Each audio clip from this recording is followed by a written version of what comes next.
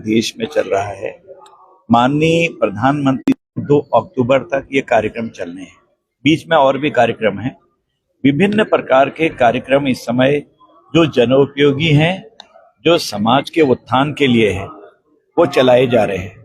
हमारे वहाँ अगर जन्मदिन भी मनाते हैं तो वो सेवा के रूप में मनाया जाता है। पूरा देश इसको जानता है।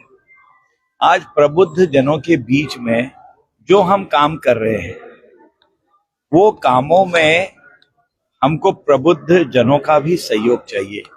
वो सब जानते हैं, बहुत ही विद्वत लोग होते हैं, विद्वान हैं। तो उनके बीच में जैसे हमने जीएसटी कम किया, या जैसे हम खेलो इंडिया करके फिट इंडिया रखते हैं, कहते हैं कि बिल्कुल अपने को ठीक रखिए।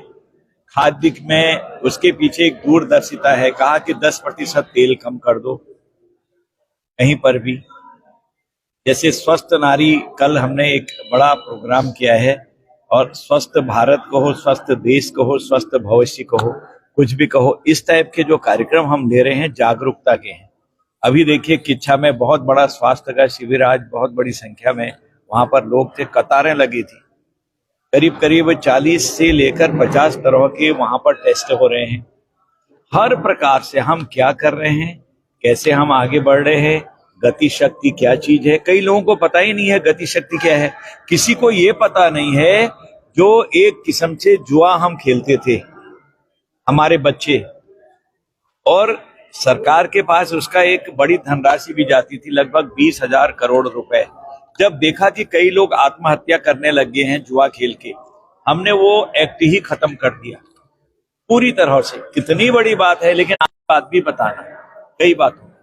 अब आप बताइए, अब आर्थिक शक्ति तीसरी बनने जा रहे हैं। 11 से 5, 5 से चौथी, चौथी के बाद तीसरी। मोदी जी ने स्पष्ट कल कहा है, आपने टेलीविजन पर देखा होगा, दूरदर्शन पर, कि हर हालत में 2047 में हम विकसित देश बनेंगे। बनेंगे कैसे? ये प्रबुद्ध जनों के बीच में सारी चीजें बहस होगी, हमारी सब चीजें रखेंगे, उनके कोई सुझाव आएंगे तो उसे नोट करेंगे। तो इसलिए ये पखवाड़े हैं। अभी देखो, चलो जीते हैं, एक पिक्चर है, मुश्किल से 25 से लेकर 32 मिनट तक सारे स्लैब खत्म कर दिए। 22 तारीख से जब ये लागू होगा तब आप देखिए किस तरह से चलेगा। स्वदेशी अपनाने के लिए कहा है, ये जीएसटी में स्वदेशी को भी बहुत बड़ा पावर मिलने वाला है। जो समझते थे कि टैक्स लगा के हमने भारत को नीचे कर दिया है, लेकिन उनकी आंखें खुल गई जब माननीय प्रधानमंत्री जी ने